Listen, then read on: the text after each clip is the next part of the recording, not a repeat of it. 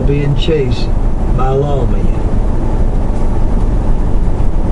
And this saddle that's in the middle belonged to Annie, Frank James's wife.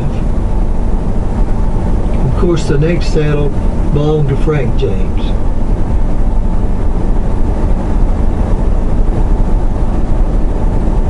Now, Frank's wife, Annie, had been trying to get him to quit outlawing for a long time. She said after the raid in Northfield, it was just simply too dangerous for him. Jesse had recruited new members. They're not like the Youngers and the guerrillas that rode with them during the war. There was no loyalty, mostly thugs, and few had any experience. Frank tried to talk Jesse into quitting. On Christmas Eve, 1881, Jesse James, his wife Zee, and their 2 kids moved into this house in St. Joseph, Missouri.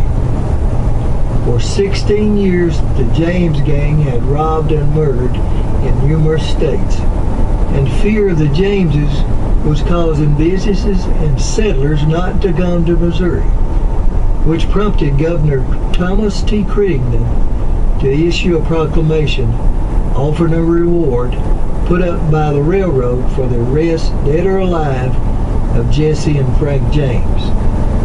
Now, Jesse and Zee had been describing themselves as Mr. and Mrs. Thomas and Mary Howard, and that Thomas was a cattle buyer, and they was telling their new neighbors this.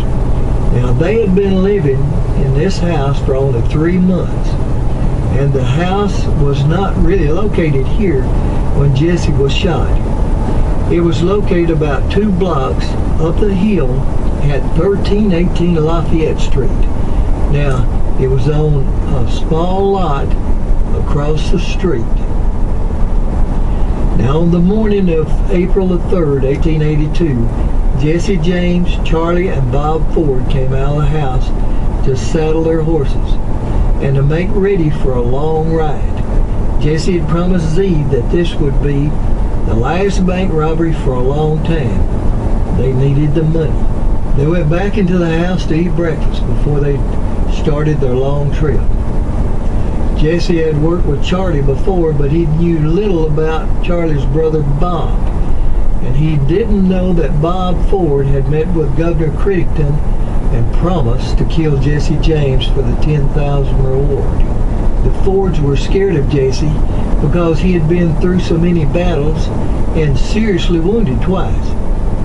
If he ever suspected anything wrong, he would either run them off or he would kill them, because he had done that to other members that he had become suspicious of.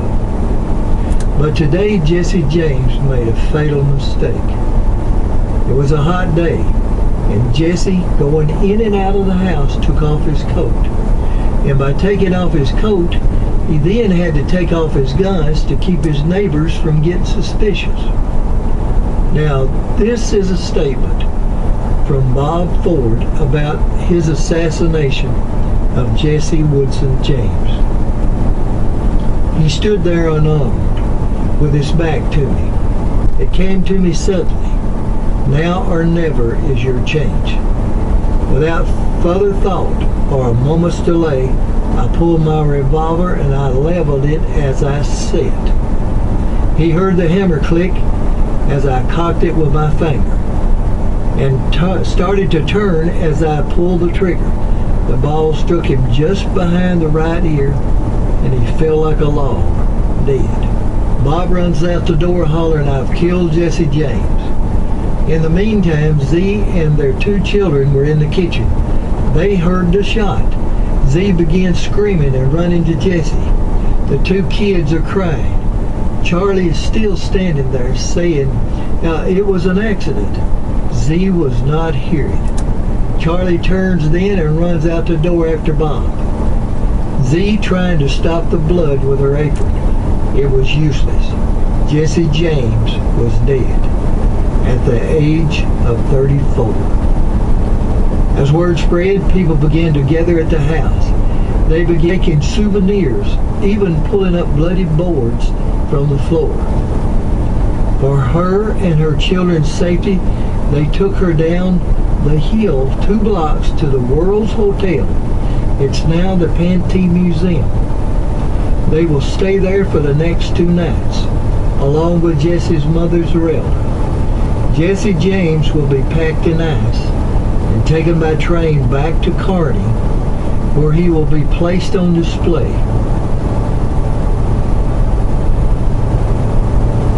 First, Jesse would be buried on the family farm. Jesse's mother, Zerelda, placed his grave where she could lay in her bed at night and look out and see his grave. It's believed that Jesse and Frank James robbed at least 11 banks, 7 trains, 3 stagecoaches, 1 payroll master, and a county fair within a period of 16 years. They are credited with killing over 17 people and the loot $200,000. And yet, Jesse left his widow and kids broke and destitute. Z and the children had to move in with her brother that lived in Kansas City. She had to auction off her furniture, her stolen jewelry, and everything. Even sold the family dog, taking in less than $150. Through the years, Z suffered from depression. She always wore black and never remarried. She refused to write a book, articles, or discuss her life with Jesse in order to make money. While living in Kansas City, on November the 13th, 1900, Jesse James's wife, Z Mims, dies of a virus that they call the grip. She was 55 years old. She was buried here at the Mount Olive Cemetery in Kearney, Missouri. A year and a half later, Jesse was moved from the James farm to Mount Olive to be next to his wife.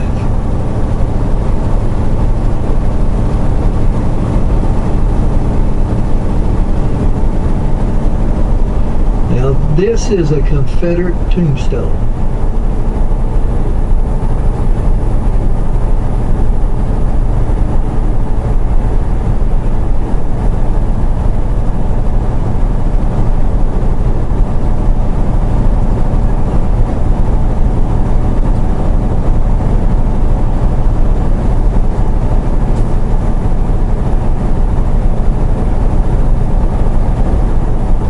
And on the right is Dr. Reuben Samuel's grave.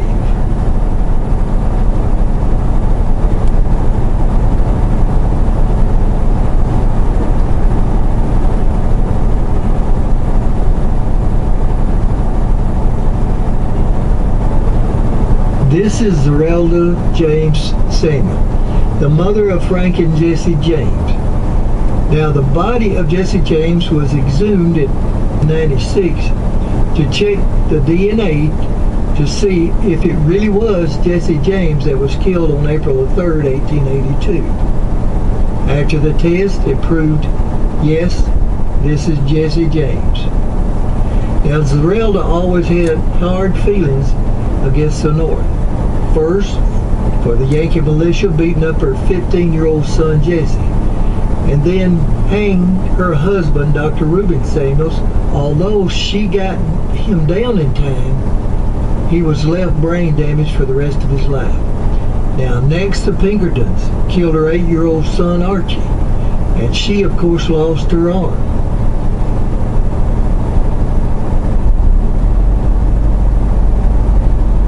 After Jesse's assassination, Charlie and Bob Ford were quickly charged with murder, and they were sentenced to be hanged for not attempting to capture Jesse, but instead trying to murder him.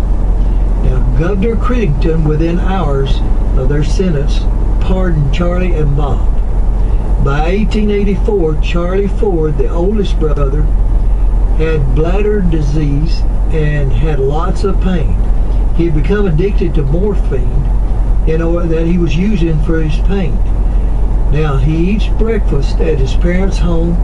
He walks up the stairs to his bedroom and shoots himself dead by committing suicide, 1 gunshot to the chest. On June 8th, 1892, Bob Ford, the one that actually shot Jesse, was killed in Creede, Colorado by Edward O'Kelly. Now, he walked into a tent saloon owned by Ford. With Ford's back turned, O'Kelly said, "Hello, Bob," and as he turned, he was shot with both barrels of a shotgun.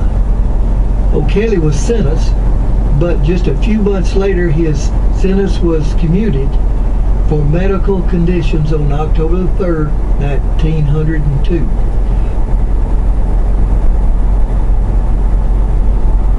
On October the 5th, 1882, 6 months after Jesse's death now, Frank James turned himself in to Governor Crittenden, taking a chance that a Missouri jury would be favorable to him. They were, and acquitted Frank of murder. He was 40 years old at the time he turned himself in, and he never served a day in prison for his many crimes. Alexander Franklin James died of a stroke on 18 February 1915. He was 72 years old. Frank James was cremated and rests beside his wife Annie at the Hill Park Cemetery in Independence, Missouri.